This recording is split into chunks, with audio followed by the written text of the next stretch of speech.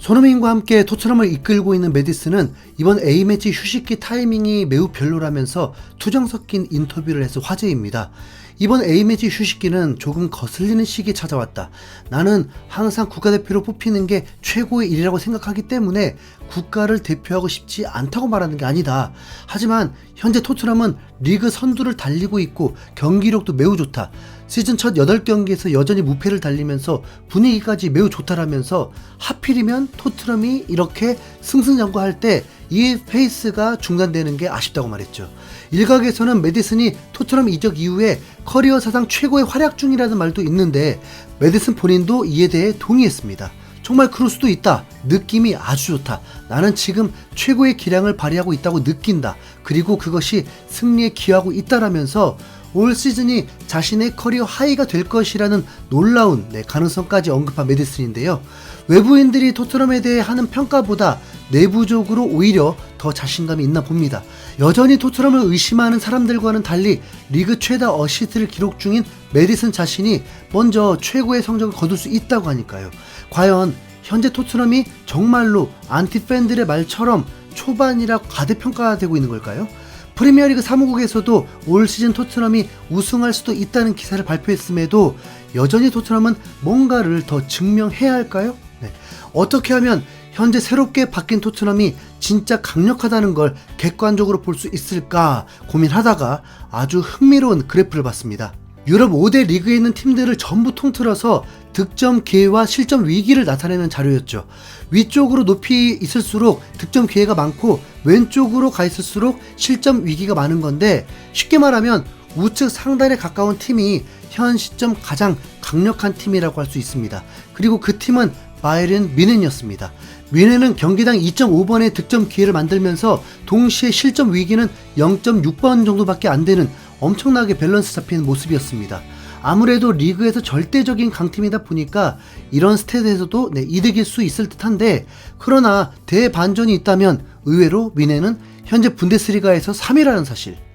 7경기에서 총 23득점, 6실점을 기록하면서 리그 최다 득점, 실점은 2위임에도 불구하고 5승 2무로 레버쿠젠, 슈투트가르트에 밀렸죠. 득점이 많고 실점이 적어도 1위가 아닌 게 어쩌면 축구의 묘미라고 볼 수도 있고요.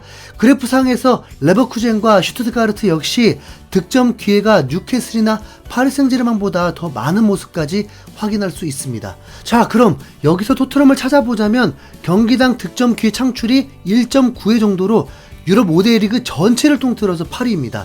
지난 시즌 챔스는 물론 유럽 대항전 자체에 진출을 실패한 팀치고는 매우 의외죠. 직전 시즌 3관왕 팀인 맨시티보다도 이 부문에서 미세하게나마 우세입니다. 프리미어리그 팀들 중에서는 득점 기회 창출이 브라이튼과 뉴캐슬이 토트넘보다 많은데 막상 이 두 팀은 각각 6위와 8위입니다. 브라이튼은 초반부터 3-4골씩을 터뜨리면서 현 리그 최다 득점팀인 게 사실이지만 지난 아스톤빌라전에서 무려 6실점을 당하면서 실점 위기가 경기당 1.5회로 매우 많죠. 뉴캐슬의 경우에는 성적은 저조하지만 최근 셰필드를 상대로 무려 8골을 퍼부으면서 공격 지표가 뻥튀기 되었다는 느낌입니다. 이렇게 다소 특수한 두 사례를 제외하면 가장 지표가 좋은 팀은 당연히 맨시티고 그 다음이 바로 토트넘이라고 봐도 되는데요. 맨시티는 득점 기회가 약 1.8회 정도고 실점 위기는 0.7회 수준으로 리그 최저라서 확실히 초강팀의 면모를 보여주고 있습니다. 하지만 울버햄튼에게 의외의 일격을 맞고 아스날에게도 연이 패배하면서 총 2패로 이렇게 지표가 훌륭함에도 리그 3위죠. 뮌헨과 맨시티는 각각 리그 최강팀인데 현 시점에서 순위가 똑같이 3위라는 점도 이해할 수 없는 재밌는 우연입니다. 그리고 토트넘은 득점 기회가 1.9 정도에 실점 위기는 1.2를 살짝 넘는 수준으로 맨시티 다음으로 균형 잡힌 경기력입니다.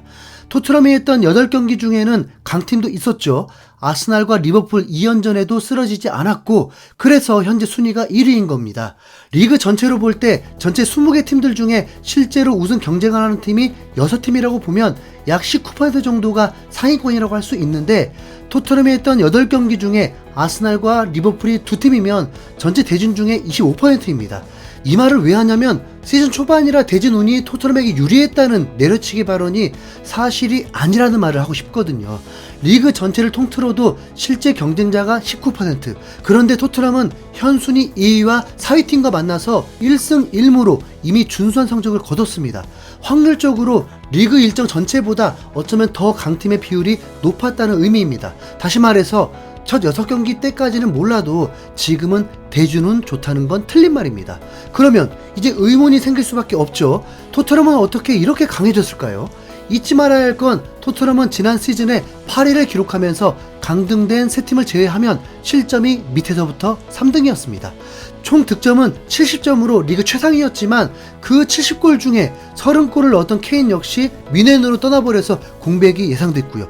그러나 공격과 수비 양쪽에서 몰라볼 정도로, 아니 리그 최고 수준으로 개선되면서 케인의 공백 따위는 전혀 느껴지지 않는데요. 그 이유는 바로 손흥민 덕분입니다.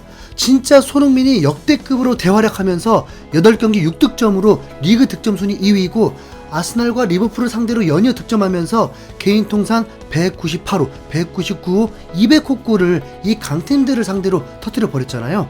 게다가 1999년부터 23년 동안 누적된 페널티킥을 제외한 공격 포인트 수치를 보면 손흥민의 진가를 제대로 알 수 있습니다.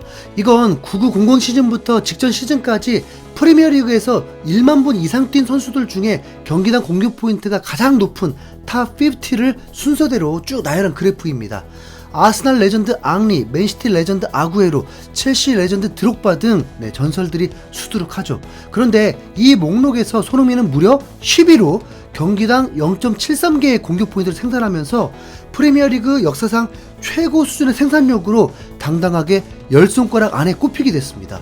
자, 그런데 이 목록에서 은퇴한 선수들을 다 빼고 다른 리그로 떠난 선수들까지 빼면 어떨까요? 그 결과는 놀랍게도 손흥민이 전체 4위로 현재 프리미어리그 전체를 다 통틀어서 4번째로 많은 득점에 관여한 선수가 됩니다. 현역 1위는 모하메드 살라인데 살라는 솔직히 인정을 안 할 수가 없는 선수죠. 2위가 의외로 현 아스날 소속인 제주스인데 사실 이 스탯의 대부분은 아스날이 아니라 맨시티에서 쌓았던 기록입니다. 그리고 3위가 맨시티 데브라이너로 역시 고개가 절로 끄덕여지는 이름입니다. 리버풀과 맨시티는 지난 2010년대부터 리그를 지배하는 양대 산맥을 군림하면서 서로 우승과 준우승을 번갈아 했습니다. 그 팀의 주전이었던 살라, 제주스, 데브라이너가 공격 포인트 1, 2, 3위를 차지한 건 어떻게 보면 당연한 일이라고 받아들여질 수 있는데요.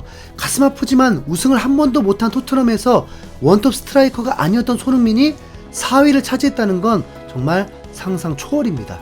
프리미어리그의 최근 23년 역사를 통틀어서 모든 레전드들 포함 상위 10명 안에 들었고 리그에 남아있는 현역 중에서는 4위라니까. 최근에 의외의 스페인 매체인 아스에서 손흥민이 가장 과소평가되는 선수라면서 분노에 찬 기사를 보도한 적이 있었는데 왜 한국 사람도 아닌 스페인 언론에서 그렇게 열불을 냈는지 충분히 이해가 갑니다. 손흥민은 세계에서 가장 저평가된 선수다. 그의 퍼포먼스는 매 시즌 경이롭지만 훌륭한 활약에 걸맞은 찬사를 받지는 못한다라면서 그 근거로 손흥민이 단 한 번도 PFA가 뽑은 시즌 베스트 11에 들지 못했다고 했습니다. 실제 손흥민은 득점왕을 했던 시즌에도 리그 전체 베스트 멤버에 들지 못했습니다. 충격이었죠. 한 시즌 동안 가장 많은 골을 넣기도 했고 꾸준함으로도 역대 탑 10 안에 드는 손흥민이 단 한 번도 시즌 베스트 멤버에 들지 못한 건 분명 어이가 없을 정도로 황당한 일입니다. 이 지긋지긋한 과소평가를 벗어나려면 케인이 떠나고 캡틴 자리를 맡은 이번 시즌에 손흥민이 뭔가를 보여주는 수밖에 없는데요. 진지하게 손흥민 우승 도전 한번 해보죠. 이상 흰수염고래였습니다. 감사합니다.